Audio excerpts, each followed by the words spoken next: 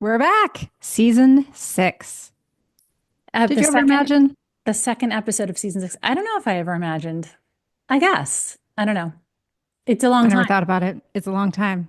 It's a long time. It's going to be a darn good season. I know I'm We have a really lot of excited great for what we guests have coming planned. up. I'm very excited. All right. So what are we doing today? Well, before we get into what we're doing today, let's just briefly talk for a moment about something that was sent to me yesterday from some friends in healthcare, and it looks like it's a little bit outdated, but I don't know. It seems to be going around social media right now, so I guess it's relevant regardless of the date it was posted. This is from Elon Musk. Who's Okay. he? I'm just kidding. Go ahead. Okay. Never heard of him. Whoever he is, put that aside. It's not that, whatever. It doesn't matter, except that he has an extremely large following and very big influence in the world, right? Yes. And he puts out there on whatever it is, X states, there are certainly other factors at play. Thank God he at least acknowledges that. But the heavy use of C-sections allows for a larger brain, as brain size has historically been limited by birth canal diameter. Now, I didn't read the comments. I didn't see any of the original, content here. I only have this little segment that he wrote, and I'm sure the comments are fascinating to read. But can we just talk about this for a second? Yes. This is like the one industry he's not in, and he's commenting on it. So, what he's saying basically is if we start to rely on the heavy use of C section, basically promoting that all women should have a C section, and over time, as a result of that, humans can grow larger brains because then we eliminate the birth canal and there's no limit to the size of a baby that a mother can carry and the size of a brain that a baby can grow. Birth canals are, they're like the appendix. They just really don't know what the purpose is for them. That's kind of where we're heading now then. We don't need them. Yeah, we don't need them. Superfluous. Obviously, he knows nothing about birth because, first of all, I'm not even sure how many thousands of years this would take. I mean, evolution happens pretty slowly, but he obviously doesn't care about the birth experience for about he obviously doesn't care about the birth experience for a woman or her baby, completely neglecting all the considerations of health for a baby being born vaginally in favor of bigger brains. And I mean, honestly, does head size have that much to do with brain size anyway? Brain functionality, It's not brains, It smarts. it's not that it's not about the relationship of brain size to head size. There's probably a pretty strong correlation between the two of those. There's not a strong correlation between brain size and intelligence, and I'm stunned that his comment implies that there is. That would indicate that all larger people are a little bit more intelligent than smaller people, that men on average are more intelligent than women because their heads are larger, of course, on average. It's just completely faulty. That isn't true. He's going based on the fact that humans are considered the most intelligent animal and we have larger brains than the apes that preceded us in evolution. But he's missing the fact that that isn't about intelligence. The reason we view ourselves as so intelligent is that we have developed a prefrontal cortex, and that allows us to plan and to look at the future and look at the past. It's about the development of the prefrontal cortex. So this whole thing about brain size is just, it's not true. The synapses of the brain are what has to do with intelligence. So the whole premise, never mind what he's getting wrong in our industry, the whole premise is wrong. But a casual comment like that is so harmful. Right. When you have that kind of influence, right? I mean, now you're going to have moms running around thinking, well, if I give birth by planned C-section, my baby's brain and head can grow larger, therefore having a more intelligent baby, which is just ludicrous thinking and overlooking all of the health benefits. I mean, there is truth to the fact that human babies are born earlier than many other mammals because of our upright position. Like mammals who walk on all fours can give birth to much more neurologically developed um, offspring. They can, an elephant can give birth to a baby and the baby gets up and walks away.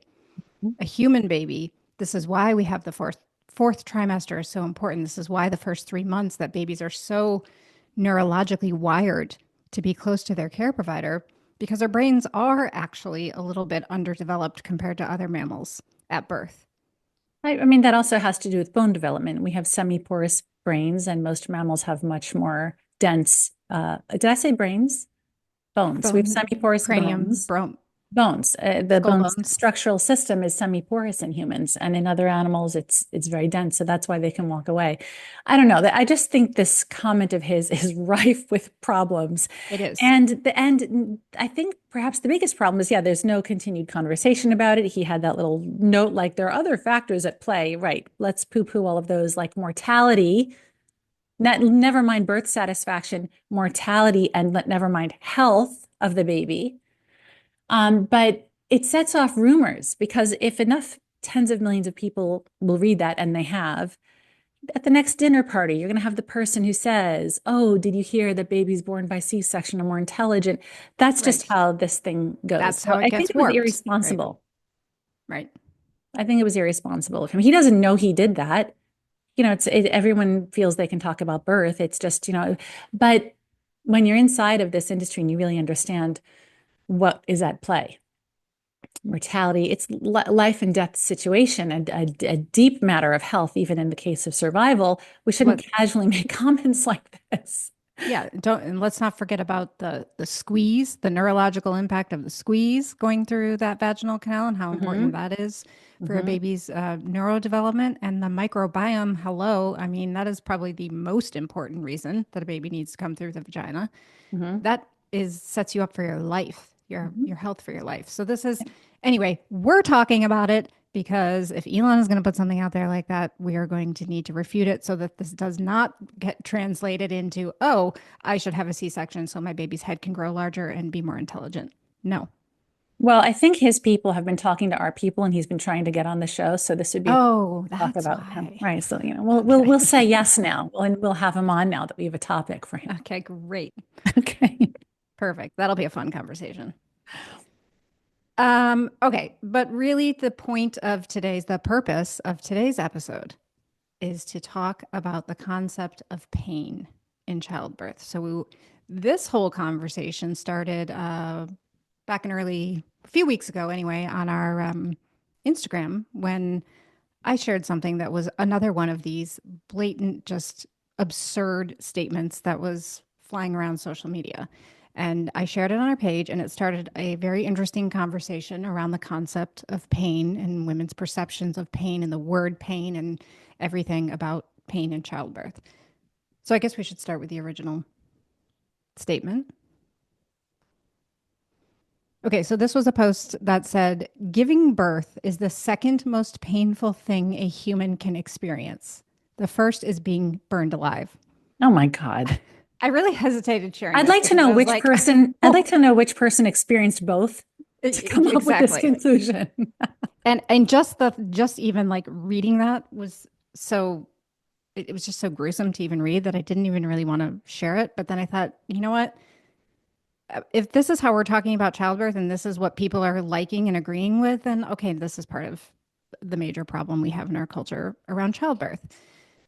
So the conversation basically started around, saying, is pain the right word to describe the experience, the sensation, the feeling of childbirth, or should there be some other interpretation of this?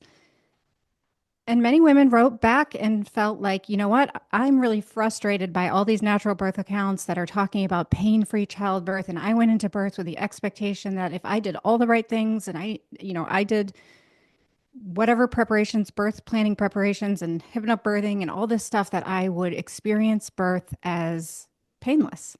And that they were so disappointed that that was not their birth experience. And they were so shocked and overwhelmed by how painful the experience actually was. And I have a ton of anecdotes that we can share from the moms who wrote in and started this discussion. But the consensus was, can we please talk more about expectations around pain or lack thereof in birth? And many women also wrote in and said, oh my gosh, my kidney stone was 1,000 times more painful than birth. One woman said I would take bumping into the corner of my bed and, stubbing my toe I would take that pain over childbirth. Well, for So anyone would take stubbing their toe over. Did she say it the other way around? yes, the other way Okay. around. She would say, It's I like, would, she'd say okay. that pain was so, yeah, sorry. She'd Okay. say, the pain of stubbing my toe was far worse than the pain of childbirth. This is an area very close to my work in hypnobirthing and having taught hypnobirthing for 18 years to 100 and something couples a year, more than 2,000 couples. I learned very early on in my work that I better get this conversation right because it is all about expectations.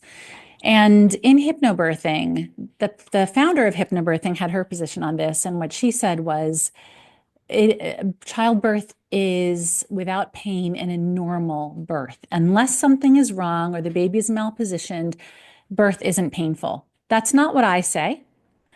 And then you have, of course, society saying it's the most painful thing. I think it would be presumptuous of me to tell anyone whether it's painful or not. My strong belief and my only belief as an educator who continues to educate women in this is let's not talk about pain. How about? Anytime someone runs a marathon, people die, they have ambulances there, people collapse from injury, from pain. But when you're planning to run a marathon, nobody says, oh my God, the pain. Like, oh, you can't imagine the cramps you're going to experience. Or what happens if hypothermia develops, or if you pull a calf muscle. They go into this feeling powerful and strong and with a positive view. My commitment to my couples as soon as we start working is can we just not do that? Because who am I to say? I've experienced three things that were significantly more painful than childbirth. In fact, I don't describe my births as painful, though they were incredibly intense, incredibly. But pain is not the word for me. It was intense. It was like the relief of a lifetime when it was over, but it's not the right word. Pain for me is something where my body is screaming, something is wrong. Like when I broke my wrist, the body is screaming, you're going to deal with this right now. Something is wrong. That's for me, that isn't the experience of childbirth.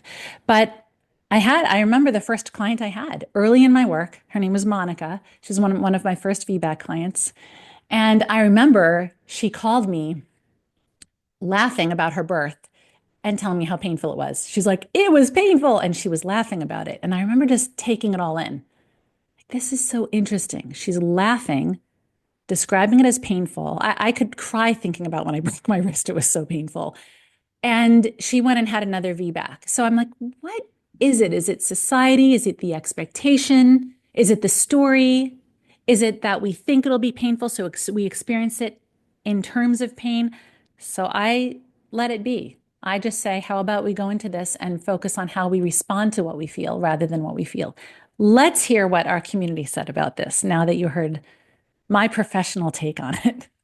Yeah. So I guess the question is if we don't discuss it as a painful experience, then are we still also under preparing women for something that might be extremely overwhelming? And the other argument that was brought up a lot when I commented a very similar thing as what you just said about, maybe pain isn't the right word. And, this is the intensity and the discomfort and the overwhelming sensations that are no doubt part of birth. Nobody can deny that.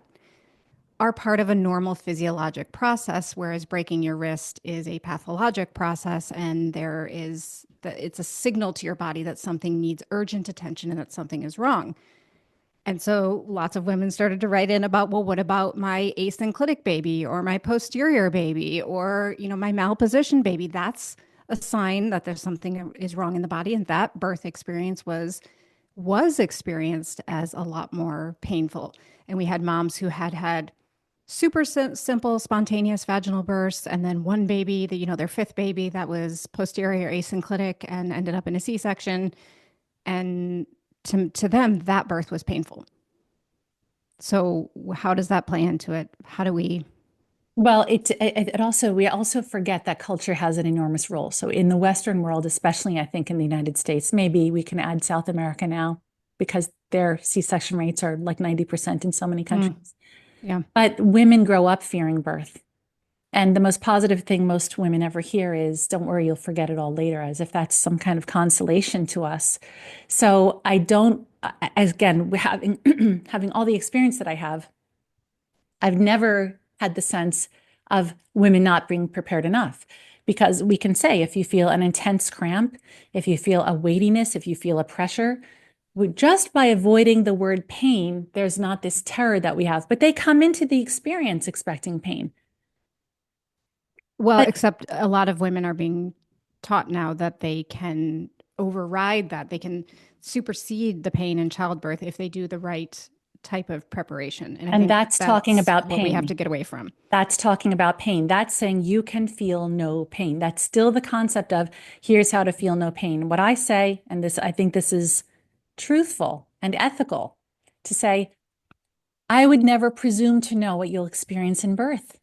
How can I possibly know? My two births felt nothing alike. How could I presume to know what every woman's experience is like? You'll tell me what it's like when it's over. However, what I do know is every human being can change their experience, their physiologic experience with breath, focus, relaxation. They're things that actually change our physical experience. And that's where we put our focus. And turns out it's very effective. But this pain conversation never goes away. And I can see why women resent the concept of a pain-free promise, because I think it's presumptuous. Yes. Or the women resent the fact that, well, I did do that work. I did do the meditation. I did do the focus. I And who did all the promised things them? that you Who told me. promised them they wouldn't feel pain? Who promised Well, them? I think the disappointment is in if I do all those things and I still experience an overwhelming birth, what did I do wrong? That's the person who was promised what they would or would not physically experience. All we know is you can have your most comfortable birth, which still may be incredibly uncomfortable. Your most comfortable birth, we know for sure, is through the path of physiologic relaxation, focus, and breathing. We can change our birth experience mid-birth. We can make it worse by tensing and clenching and shortening our breath, or we can respond differently to it. It still can be incredibly intense. Some women can call painful, but that's that woman's most comfortable path. Just like if you get in the dentist chair, not that that's a good comparison, because that's not a natural experience, but you still will, 100% of people, theoretically, should have a much more comfortable experience by getting in that chair, listening to music, placing their focus on something that calms them, deepening their breath, and relaxing their jaw, their mouth, their hands. That's the path. And we just don't say what you will or will not experience because who can say that? It's too intimate. Who could I think claim? Barb, Let's hear what women said about it. yeah, I will. We'll get into that. I think that one of the best responses we got, of course, came from Barbara Harper, who said just the most perfectly profound statement in that she did say pain is inevitable in childbirth, but suffering is not. That is where we have the difference. And I still think that pain is not the right word. I think it's just we need a word that is more comprehensive. Pain is very specific in our brains to pathology, to problems, to things that have gone wrong, to things that we have to run away from. And the discomfort or pain of childbirth is the opposite of that. It is something that you have to surrender to. It is something that you have to embrace. It is something that you have to feel. So we need a word that encompasses that. It's got to be a bigger word. I mean, Pain I only plus. talk about it in terms of intensity, but I still disagree that pain is inevitable or even intensity. Throughout history, there have been how many women who gave birth in their sleep? I don't know how it's possible, but they woke up with babies. I've had clients who said to me, the baby slipped out. This isn't the norm, Oh no, that is but totally possible. and I've had Absolutely. probably a couple dozen women tell me their birth stories that when the babies came out, they said to their husbands or to whoever was in the room, I can't wait to do that again. Like it was blissful. So I But don't agree that the, it's the, inevitable. there are women who experience birth without pain. There's no question. Right. It is not a painful experience for them. And tons of women wrote in and said that. Right. I think her point is that you can't, some women are going to experience pain in childbirth, and many women actually are. And the inner battle here, the inner conflict is, do I actually have control over that?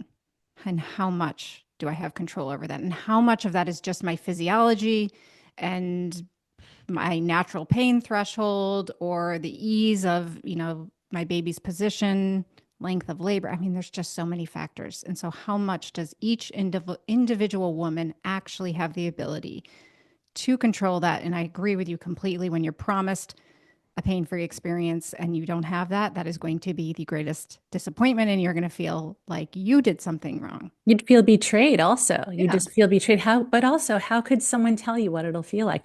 All we can control is how we will respond to what we're feeling. That's it. And there's so much out of our hands. We don't know when you'll go into labor. We don't know how much rest you'll have had. We don't know how it's going to feel, if it's going to be comfortable, if it's going to be in your back, in the front. All we have is how will we respond to what we're feeling. That's it. That's all we have. And we really stop thinking about, well, what will it feel like? We stop that.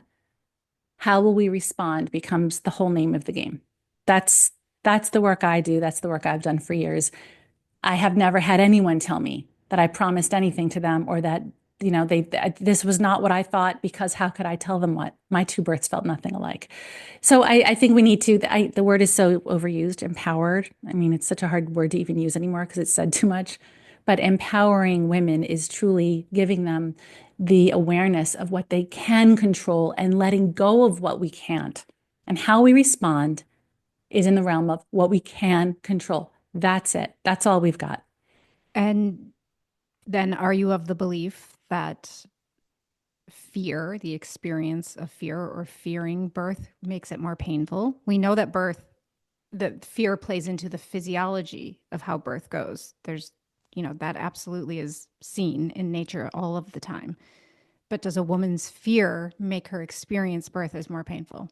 Yes, of course. We already know that. That's why a benefit of many programs is we we try to, we don't try to. The intention is we release anything that can provoke fear. One example from Ina May Gaskin is she was once checking a woman mid-labor. She was checking how dilated she was. The woman was leaning back in bed in her husband's loving arms. He was straddled. She was leaning in him. They were both leaning backwards on the bed. And Ina May put her hand inside and checked her for whatever reason. She did a vaginal exam. And in that moment, the husband nuzzled with his wife, nuzzled cheek to cheek, and just said, "You're marvelous." And Ina May felt the woman's cervix open 2 centimeters in that moment. The woman didn't know what her cervix did, but she closed her eyes and grinned and said to her husband, "Say it again." And he said, "You're marvelous." And she said, "Say it again." She knew, she felt wonderful hearing it. And Ina May had the experience of seeing that her physiology fully responded to that. So that's the opposite of fear. That was just experiencing love, acceptance. It was a beautiful story. Yes, and again, fear, we there's thousands, millions of examples of how fear can impact the physiology of birth. Yeah. But does a woman's fear of birth make her experience birth as more painful? If she has a painful birth experience, does she look back afterwards and say, well, if I would have been less afraid, I wouldn't have had a painful birth? Well, she won't know that consciously. She'll only have her experience, but we are conditioned to fear birth. So the minute we feel anything, we get scared. It's like if you go to the dentist chair, so many people fear the dentist. And if they even come near them, they're like, they go crazy. It's like, I haven't done anything yet. But they have so much fear. Yeah, I think we all know that. I mean, I think we do have to believe that when you are fearful, you are experiencing things in a more tense and uncomfortable way. And that does increase the sensation of pain. Now, can women fear birth and still have a totally easy, fast, physiologic, and maybe painless birth? Yes, they can, because there's just this other element of the physiology of birth that can just be very powerful, and it can go both ways. Right. But every woman should arm herself in the best way that she possibly can to experience birth in the safest way. And that is to learn to trust birth and to learn how to cope and manage your own physiology in the face of discomfort. And that can be done through things like breath work, meditation, even physically training yourself. I think, sometimes maybe athletes, like you use the example of marathon runners, if you have been through those physical discomforts, your mental game has been conditioned. Your mental strength is there to go to a different place mentally when you get to that edge. Well, you said the key word. The key word is trust.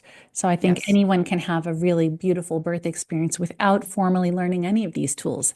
They simply have to trust like all the other mammals do because they haven't been taught to fear it. It's just like sex. It's just like when you have young adults who are anticipating their first sexual experience. So many women are taught that it's painful the first time.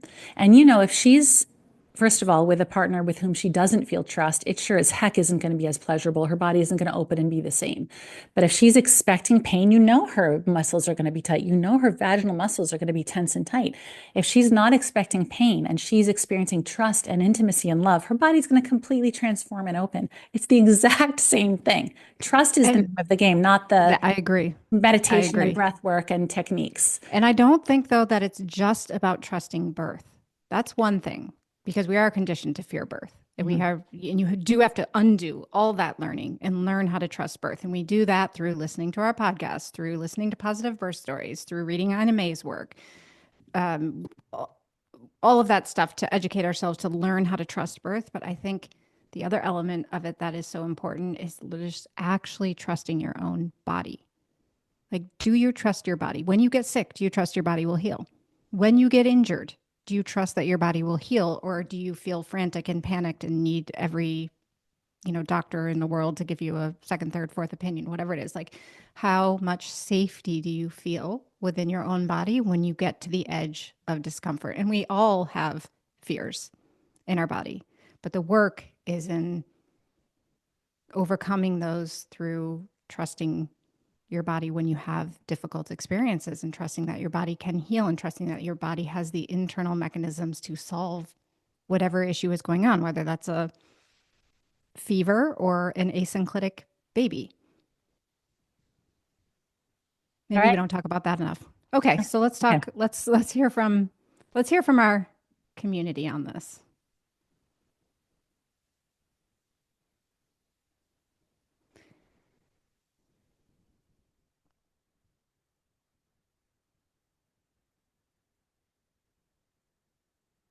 Okay, so the first response to the comment about, giving birth is the second most painful thing a human can experience next to being burned alive. First woman said, well, then being burned alive must not be that painful. My unmedicated birth is the only birth I would willingly repeat out of the three. So her medicated births were more of a painful experience for her than her unmedicated. And we can't take out her emotional experience from that. And she can't take it out either. If she didn't feel loved, embraced, welcomed, she was defending herself, she will have a worse experience. And even she can't declare that it was necessarily physiologic pain that was present in her more painful births. It could have been how she was treated and how she felt. That changes the experience too. And we also can't overlook the fact that in an unmedicated birth, you get that whole endorphin system going that actually helps you to quickly erase and forget, any of the overwhelming discomfort that you might feel Right, in birth. right. Another one said, My midwife almost didn't come in time for the birth of my third because my husband and I literally laughed all day long and we didn't think I was in real labor until it was almost too late. Very similar to the client that you had. Rhonda. I laughed all through my birth, she said, and ate watermelon. This woman said, I wanted this so badly, but birth was absolute agony for me. Oh, I thought you meant a different, I just thought of a different client. I was talking about Monica earlier with her VBAC, who was laughing, telling me how painful it was. But I just thought of another client who just laughed and enjoyed her birth the whole time and ate Yeah. watermelon. Yeah. Okay, I've so seen I've seen women labor like that. yeah, I bet. Anyway, for this woman, birth was absolute agony. Mhm. Another mom said, I appreciate, let's see. And I said, women experience a wide range of feelings physically and emotionally in birth. Birth can be blissful, but it surely isn't always. But culture informs our thoughts, and thoughts inform our experience. So we must dispel the idea that birth is something to always be feared. That's the starting place, right? Like we have to at least start by trusting birth. Mhm. That's the foundation. Mhm. This woman said, I appreciate your response, and I totally understand why these experiences aren't the forefront. We don't want to scare women, but I do think I have seen more. But I do think, had I seen more of my experience out there, I would have felt a tiny bit less alone and less shocked and less diminished when it happened to me. I think maybe it would be nice to include these types of conversations for the girls like me reading through the, oh my God, birth was so much easier than a root canal stories every day so that there is some acknowledgement that it is not always sunshine and rainbows and not just sharing positive stories over and over and over and over.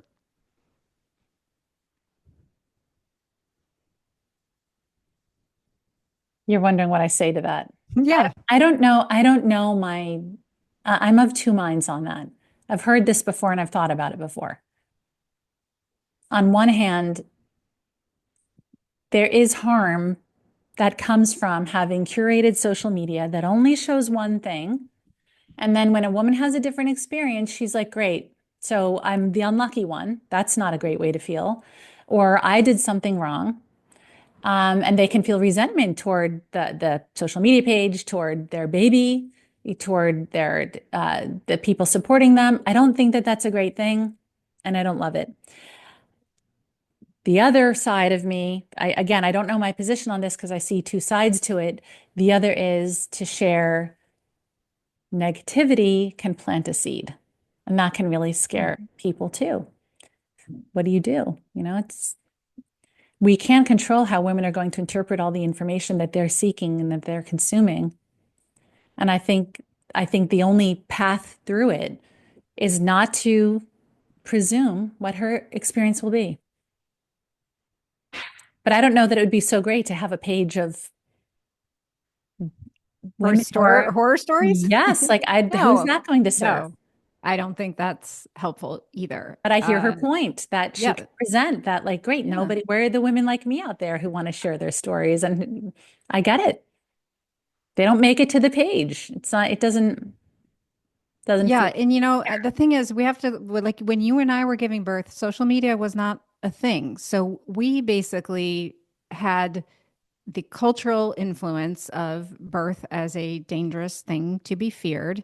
And then, we could pick up a nice book and read about positive birth experiences, but we weren't having this curated feed, like you said, of only the glimpses. I mean, when you see those perfect births on Instagram, those are glimpses into their birth experience.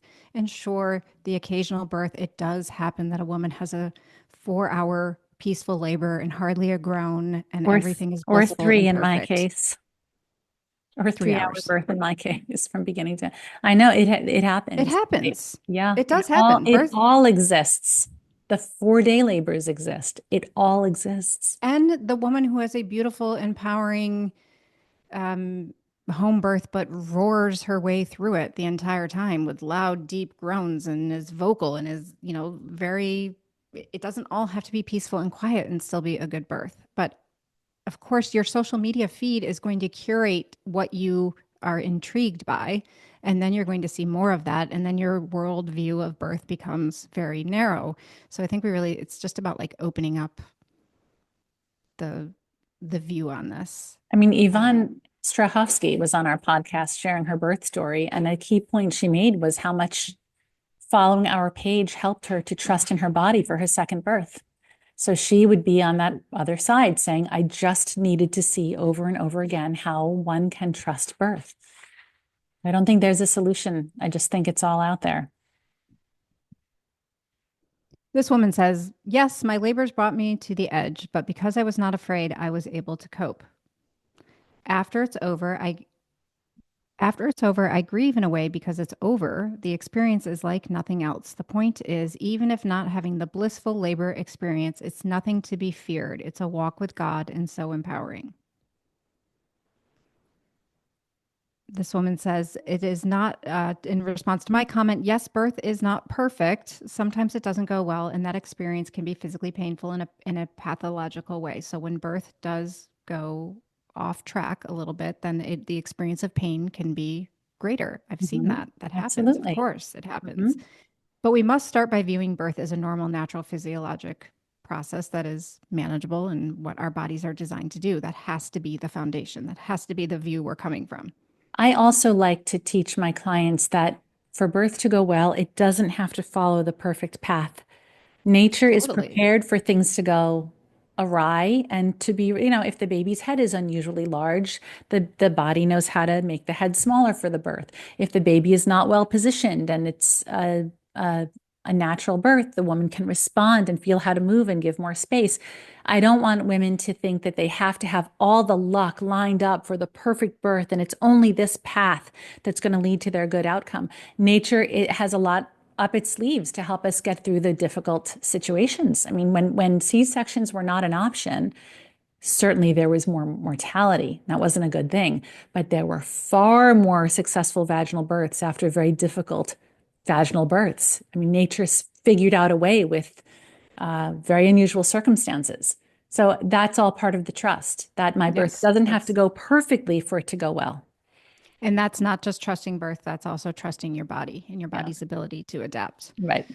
So this woman says, birth is not pathological by nature if everything goes normally. And it doesn't for every woman. And that is why some women can say it was a painful one, and that's why some women can say it wasn't painful, and another woman can say it was excruciating. Something can be painful and it still doesn't have to be scary. We can be realistic about how challenging and, yes, painful birth often is for many, many women and still not be afraid of it. Back to the concept of trust and pain with purpose. I think that's a very important distinction about the discomfort of childbirth. This woman says, to this woman's point, if I felt really let down by natural birth, to this woman's point, I felt really let down by the natural birth community after my first birth. I felt like a failure and a wimp because of how my first perfect at home birth went. Then I had my next few kids and realized that no, my first labor was actually way worse, and other women were actually having less painful experiences. I wish I had seen more, yeah, it was really insane, but you can do it, and less if you call it a pressure wave, then it won't hurt. So that's, the whole language thing of just saying, oh, well, if we don't call it a contraction and we call it a wave, you're not going to feel it. I Yeah. mean, But that's, contraction, I do have an opposite. I do take issue with the word contraction because the cervix isn't contracting. That's the thing. It just doesn't make any sense. Any the contraction uterus is is contracting contracting. way up high. And when a Yeah. woman is in labor, psychologically, her mind is at the cervix. So the word contraction, when you're getting a massage, the therapist shouldn't say, okay, just let go all your stress. And like think of that last argument you had with a work colleague and just like put that to the side. You don't do that. So I think language is powerful, and I don't think it was smart of whoever came up with the word contraction. If women like the word and they're comfortable with it, they should use it. And I don't like euphemisms either. I don't like when people go crazy with euphemisms. So I think women should call it what they want to.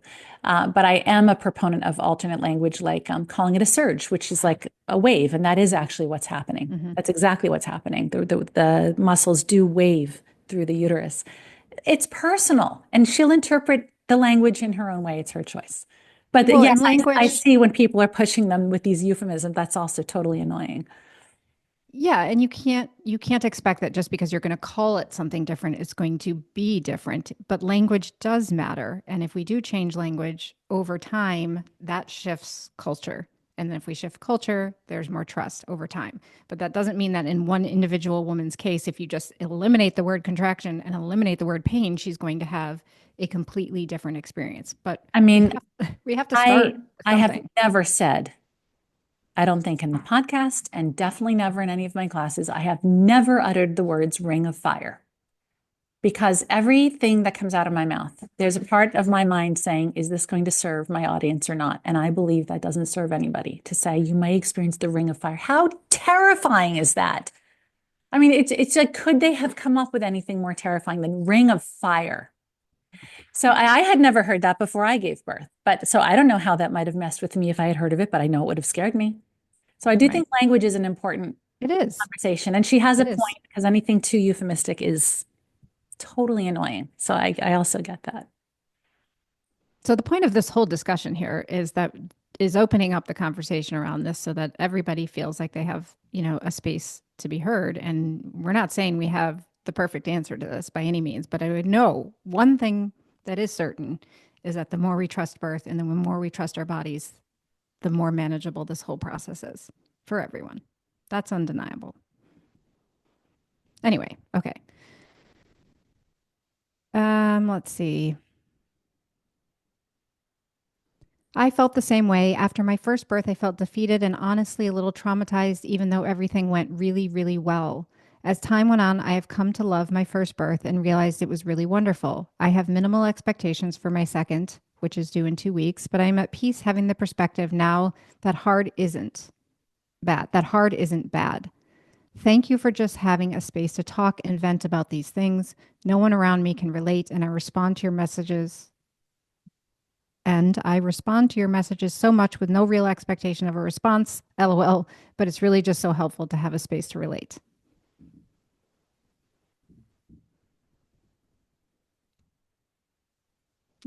I think that's interesting. Some women have these beautiful home birth experiences and they still have this disappointment that it wasn't what they set. Somehow they had an expectation for it to be something different.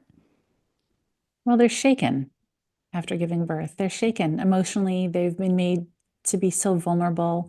It sometimes does take processing. And we do scan, you know this, you and I do birth story processing sessions with women. And for whatever reason, our brains scan and repeatedly scan for anything we regret. So after we give birth, there's just so much to process. So it's not surprising that it takes time to, and who's to say which emotion of hers is the accurate one? She's come to see the birth as beautiful, but it was hard for her the day she did it. There's no right or wrong to it. It's just all part of her journey and her experience. She's left feeling at peace. That's a good thing. But that day it was hard, turns out. And it didn't feel beautiful for her necessarily. Yeah, I know, I've never looked back on my births as being scary or painful. I've never remembered them that way, but as I was reading through these stories, I started to reflect on my first birth, which was 36 hours and at the end of it I actually do very much remember thinking that I was going to die after birth. I thought I was so depleted, I was so worn out. I had probably bled a little bit too much after, and I remember not letting my midwife leave the house because I was afraid if I went to sleep, I wouldn't wake up. But I never looked back on my birth as being scary. I do remember saying, oh my God, I don't think I'm going to have another baby anytime soon. I knew deep down that I would. But it's a natural feeling after birth to be like, okay, keep that away from me for a while. And that's nature's way of probably ensuring that we don't have too many kids too quickly. I just wonder though, if I had seen all the things that are out there on social media all the time about these blissful, beautiful births, if I would have looked back on my birth and been like, shit, that's not how it was supposed to go. I had different expectations for myself, but I never, ever had those feelings because what was I going to compare it to? I knew birth was birth. And it could be long and it could be hard and it could sometimes be easy and quick. And so expectations. And we probably have a warped sense of what birth should be because we are so inundated with it. And we are so inundated because the algorithm, again, feeds us all the things that we're interested in. So you're not always seeing a variety of it.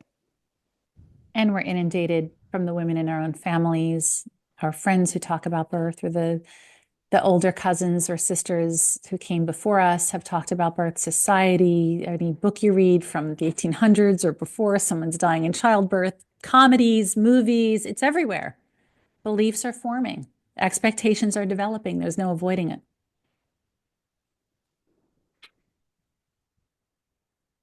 All right. Interesting stuff to talk about. So this woman says, yes, yes, most of the all natural accounts demonize any and all pain intervention, and the other think that all natural is stupid when you have all the interventions. With so much information, it's hard to navigate through all the noise and be confident in your own choices, especially as a new mom. So you're left with a mental health mess before, during, and after birth. No wonder why PPD, PPR, PPA is higher Okay, than ever. postpartum depression, rage, anxiety. Yes. This is one of the few accounts I found that is all for informed decisions in birth. Thank you, ladies, for all the important work and information you give to anxious mothers. Well, That's that's a nice. good one to end on. Yeah. So, did we solve this problem today? It's a problem that cannot be solved any more than we could line up 1,000 young adult women who've never had sex and tell them all exactly what their experience will be like. How could we possibly? Can't be done. And one time it might be great, and one time it might be horrible or Right, difficult or right. uncomfortable. It would It's just be just what it presumptuous. is. It's Yeah. just what it is. I find it irresponsible. I do find it irresponsible as someone that women turn to tell them what the experience will be like. How the heck do I know? If I had a third child, I would probably have a completely new experience than the first two that I had. So how can I tell someone else what their body and their baby and the conditions surrounding their birth, how supported they feel, how welcome they are to move around, to eat, which is so important when we need to eat in labor. So I think the only feeling I have is we need to support and prepare women without telling them what the experience will feel like.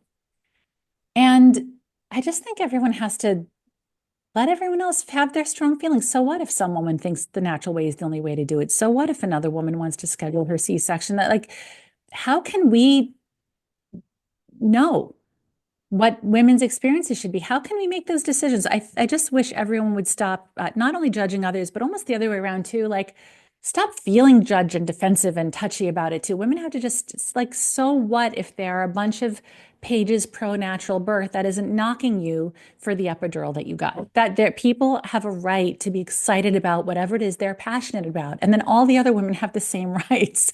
So the Yes. concept that we have to choose a side or that there's a right and wrong, just everyone has to let go of that. That's just not getting anyone anywhere. It's just, And it's you so have, intimate and personal. I don't understand how anyone's mind even goes to that point that there's a right or wrong, but there are facts. And you and I like to talk about what the facts are. And there are benefits to certain ways of giving birth, and there are benefits to interventions when they're needed. So everyone just needs to settle down a little bit, I think. and you need to be able to filter your own information. And if you are struggling with filtering your own information, then it is probably best to just avoid the source altogether. And I do think the biggest culprit here we keep coming back to is social media. I mean, if you want to educate yourself on birth and it's difficult to find the right space on social media or to filter out all through all of that noise, just pick up a few good books. I mean, I read one, maybe two books in pregnancy, and that was it. And that was enough. That was enough. And work on trusting yourself, work on trusting your body. And that is built day to day, every single day. You know, taking care of yourself, trusting that if you get enough sleep, you feel better, trusting that if you get sick and you rest and you take a bath and you know, eat the right foods and do the right things, that your body heals. Like, that's how we build trust within ourselves. And then we bring that into our birth, and whatever our birth is, we trust that our body will provide, that our body will do the right thing. One of the first things I say on day one of my class to my clients to start building trust is that nature has an intention for you. Nature isn't indifferent to how your birth goes. Nature sure as hell doesn't want your birth to be painful and uncomfortable and miserable. Nature's intention is A, survival. Its intention is always healing and survival. And B, that you survive your birth comfortably so that you can immediately give birth and immediately be in a position to love your baby, because your baby has no chance at survival, because nature knows nothing of loving partners and neonatal intensive care units and formula. Nature only knows there's you. So nature not only needs you to survive this birth, but to be in a position to love and comfort your baby from the moment he or she is born. With that belief, this is not about whether I'm right or wrong. This is a new belief we form about trusting nature. And the question is, does that belief serve us?